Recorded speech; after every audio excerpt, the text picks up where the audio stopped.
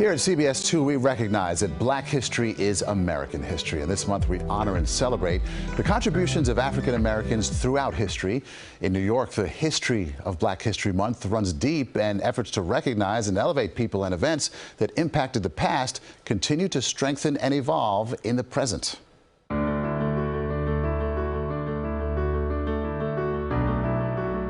Any discussion of Black history in New York has to start at the Schomburg Center for Research in Black Culture on Malcolm X Boulevard in Harlem. It is the repository of 11 million items that document the histories and cultures of people of African descent. And we've been doing this for nearly 100 years. Director Joy Bivens says it was the gift of more than 10,000 books, plus art and artifacts from Arturo Schomburg, that helped found this institution and coalesce the humanity and history of a people, all of which had been denied for so long. That was in 1926, the same year that noted scholar Carter G. Woodson founded Negro History Week. It was 50 years later that President Gerald Ford proclaimed Black History Month. We celebrate Black history all year long. We forefront and center the stories of Black people at all times. You feel New York's history of Black history as soon as you step into the Schomburg.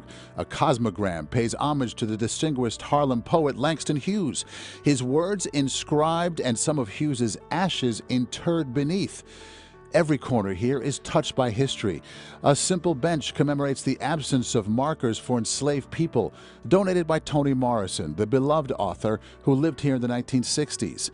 Esteemed New York photographer Howard Dodson's work is celebrated with stunning portraits of both street life and local luminaries.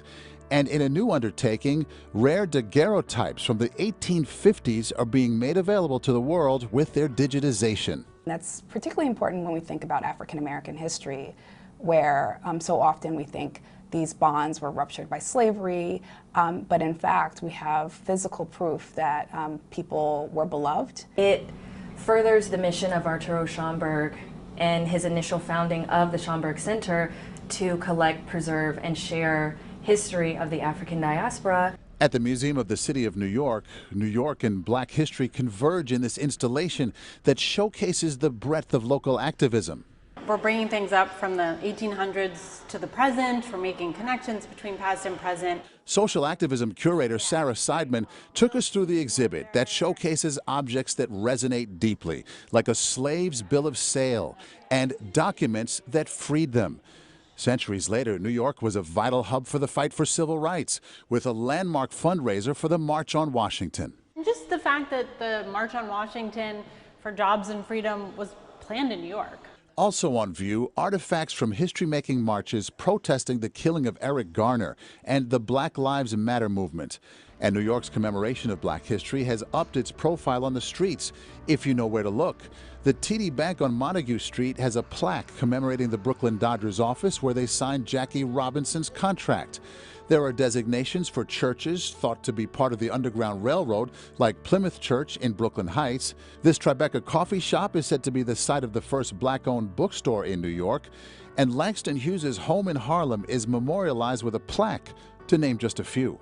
Dominique Jean-Louis is the Associate Curator for Historical Exhibitions at the New York Historical Society, who notes the significance of Black History Month in New York with larger pieces and some extraordinary smaller ones as well. We have the Bible from the Colored Orphans Asylum. As a racist mob burned down the asylum, one of the evacuating children took a second to save the Bible so they could take it with them as they escaped to safety.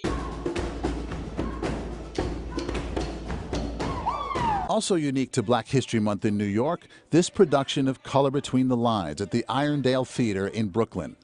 It's a musical project where we discuss the little-known history of the abolition movement in Brooklyn, highlighting those names and voices that we don't know about. Michael David Gordon is an actor and songwriter for this production, who says the aim is to bring attention to local abolitionist efforts and embrace Black history here as a daily dynamic. James Pembroke was enslaved, but James Pennington was a free man of color. And yet they were one and the same. That moment connects to this day, where you'll see protest, where you'll see signs, don't shoot, I can't breathe, I'm a human being. Those messages and those words have not changed in a lot of ways.